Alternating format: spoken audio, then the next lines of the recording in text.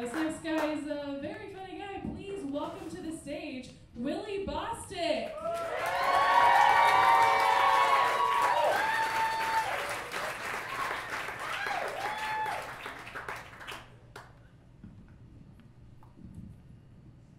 Thank you. Alright, so if you haven't already guessed, I do live in a basement. And 9 times out of 10, that doesn't surprise anybody. They're just like, of course he lives beneath something. Like perhaps a bridge. Like we thought you were going to get up there and make us, answer some riddles before the show could continue. But one amazing thing about living in a basement is when you wake up in a pitch black basement every morning, everything you do after that is unbelievably cool. Everything just feels like freedom. Like I went to the gas station the other day. Like that's the whole story. That ruled. But the only bummer about living in a basement is every now and then some bugs will sneak in it. And I'm not scared of bugs or anything, but it's usually crickets. And so when I'm down there, either writing my memoirs or obviously trying to work on like some comedy stuff, and it's just crickets down there.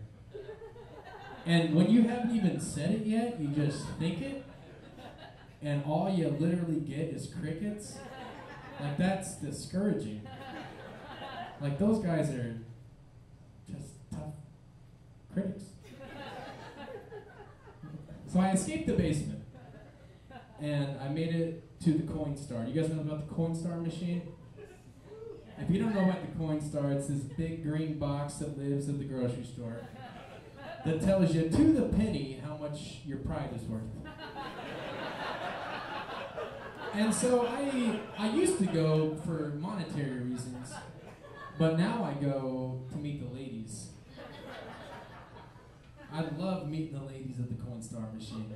Because if you can impress a lady at the Coinstar machine, the rest of the relationship is easy. Like for your anniversary, dude, I'm gonna take her to a garage sale. Like Valentine's Day, we'll go watch TV at the Costco. And then for her birthday, we'll go back to the Coinstar, cash it in, and I'll get her a gift at the grocery store. So I go in there, I march in with my glass pickle jar. It's brimming to the top, full of not a lot of quarters.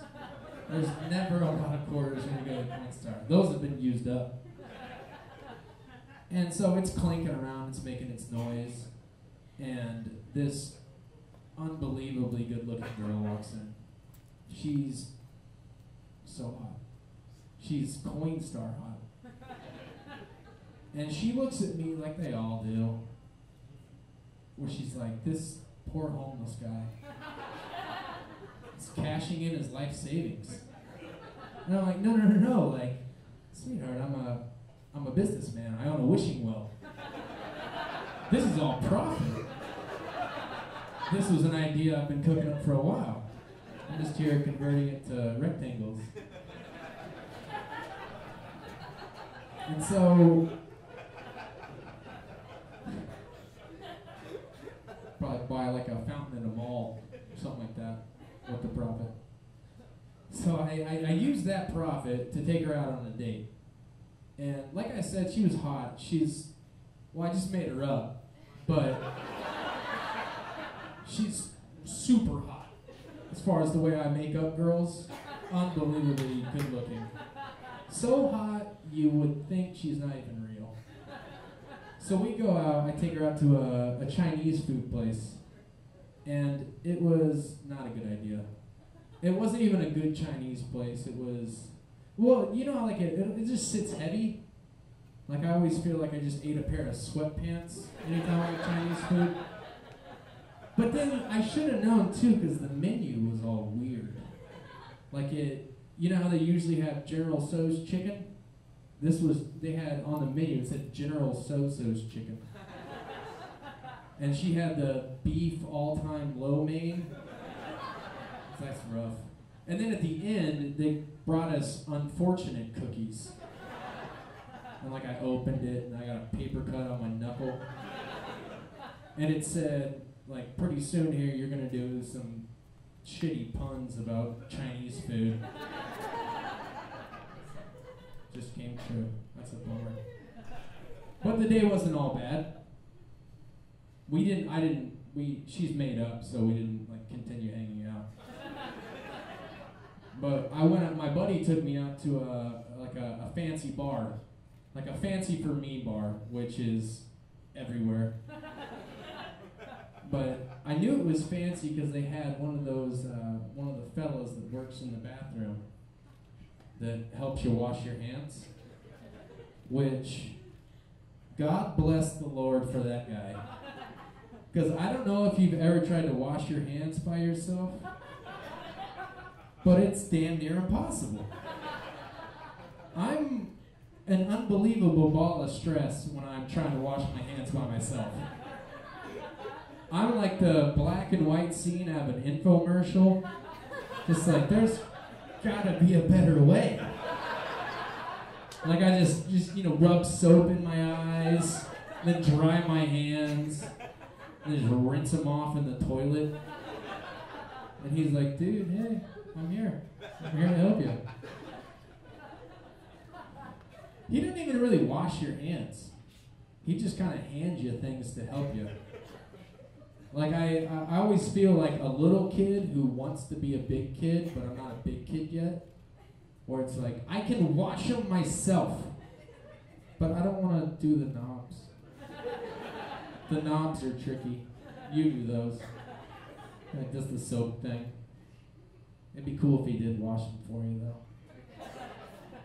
Kind of just reaches around you. It's like he's teaching you to swing a golf club. Just massages soap into your hands. I'm like, dude, I'm gonna tip this guy way more than $1. All right, speaking of something I'm about to talk about, I was watching my all-time favorite movie recently. It's so good. It's my favorite movie ever. I've seen it a million times. I don't remember the name of it. It's like a war movie. It's about some war. Like it's the Revolutionary War, the Civil. Anyway, it's a war movie. It's great. You should check it out. But it's one of the wars where they had the dude that played the drum when they'd be marching around. Like it was just the dude that played the drum in the army. And I don't think that the rest of the dudes in the army liked the snare drum guy. I feel like he might have gotten a little loud occasionally. I don't know why, every time I watch the movie, I just think that, it's a quiet night. Like the British are roaming the countryside. And these dudes are at the top of this guarded hill. And then he's just back there just like... And they're like, dude, shut up, man. Like a snare drum in the war? Like you're gonna give away our position? That's the loudest thing I can think of right now. I don't even know how they cussed back then, but I imagine it was like Bartholomew. His name's Bartholomew too. It's like, Bartholomew, thou hast to just shut the fuck up with that snare drum. It's loud as hell. And he's just at the end of the battle. He didn't even call them battles. He calls them gigs. He's like, it's been a rough tour. Like the other band we're on tour with, those guys are jerks. Always shooting at us. And he's just back there, and he's just like, dude, I'm bored. Like, we got the march tomorrow. I don't want to be rusty. At the end of the day, they're all by the fire. Just like one dude's got like his leg blown off, and there's another guy with a bandage around his face, and Bartholomew is just like, dude, I got this wicked blister. This thing's a bitch like you wouldn't believe. I don't know if I can continue on the tour. And then what my favorite part is that's someone's ancestor. Like there's some dude right now sitting at the end of some bar saying like, dude, my great-great-great-great-great-great-granddad Bartholomew, he was in the Revolutionary War. And it's like, dude, what did he do? Dude, he fucking rocked. All right, thank you guys.